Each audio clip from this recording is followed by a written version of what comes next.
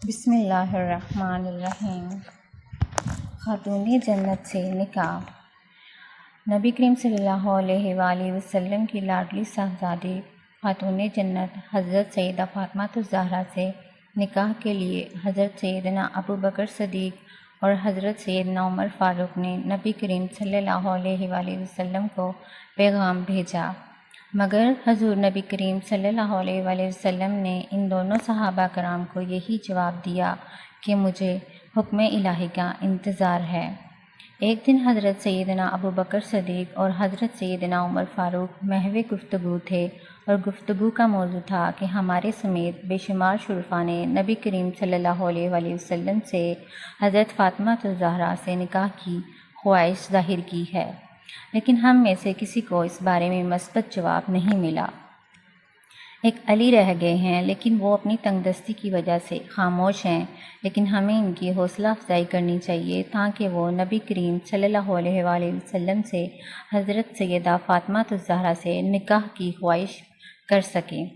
چنانچہ یہ حضرات اسی وقت حضرت سیدنا علی مرتضیٰ کے گھر تشریف لے گئے تو انہیں پتہ چلا کہ حضرت سیدنا علی مرتضیٰ اس وقت ایک دوست کے باغ کو پانی دینے کے لیے گئے ہوئے تھے۔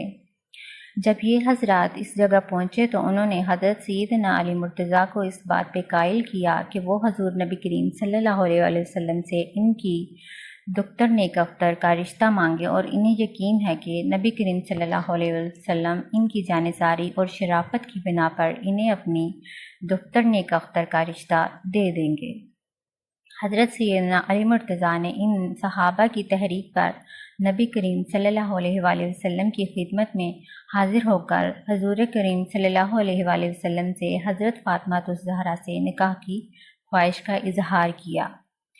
حضور نبی کریم صلی اللہ علیہ وآلہ وسلم نے اسے قبول فرما لیا اور آپ رضی اللہ عنہ سے دریافت فرمایا کہ تمہارے پاس مہر میں دینے کے لیے کیا ہے؟ آپ رضی اللہ عنہ نے عرض کیا کہ اس وقت میرے پاس صرف ایک گھوڑا اور ایک تلوار موجود ہے۔ نبی کریم صلی اللہ علیہ وسلم نے آپ سے فرمایا کہ تم جاؤ اور اپنی تلوار فروخت کر دو، اور اس سے جو رقم ملے وہ میرے پاس لے کر آ جانا۔ حضرت سیدنا علی مرتضیٰ نے تلوار لی اور مدینہ منورہ کے بازار میں چلے گئے۔ آپ نے اپنی تلوار لے کر بازار میں کھڑے ہی تھے کہ حضرت سیدنا عثمان غنی کا گزر وہاں سے ہوا۔ انہوں نے آپ سے یہاں کھڑے ہونے کی وجہ دریافت کی تو آپ نے بتایا کہ میں یہاں اپنی تلوار فروخت کرنے کے لیے کھڑا ہوں۔ چنانچہ حضرت سیدنا عثمان غنی نے وہ تلوار 400 درہم میں خرید لی اور وہ پھر تلوار آپ کو تحفہ میں دے دی۔ آپ نے واپس جا کر تمام ماجرا حضور نبی کریم صلی اللہ علیہ وآلہ وسلم کے گوش گزار کیا۔ حضور نبی کریم صلی اللہ علیہ وآلہ وسلم نے حضرت سیدنا عثمان غنی کا یہ اظہار دیکھ کر ان کے حق میں دعائے خیر فرمائی اور تلوار کی رقم حضرت سیدنا ابوبکر صدیق کو دیتے ہوئے کہا کہ وہ اس سے حضرت فاطمہ الزہرا کے لیے ضروری اشیاء خرید لائیں۔ حضرت سیدنا ابوبکر صدیق جب تمام اشیاء خرید کر لے آئے تو نبی کریم صلی اللہ علیہ وسلم نے خود حضرت سیدنا علی مرتضیٰ اور حضرت سیدہ فاطمہ الزہرا کا نکاح پڑھایا۔ آپ رضی اللہ عنہ کا نکاح خاتون جنت حضرت سیدہ فاطمہ زہرا سے پہلی ہجری میں ہوا۔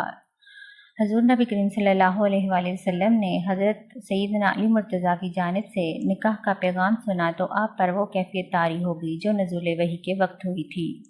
پھر کچھ دیر بعد آپ صلی اللہ علیہ وآلہ وسلم نے فرمایا، اللہ تعالیٰ نے مجھے بذریعہ وحی مطلع کیا ہے کہ میں اپنی لاڈلی بیٹی حضرت فاطمہ الزہرا کا نکاح علی سے کر دوں۔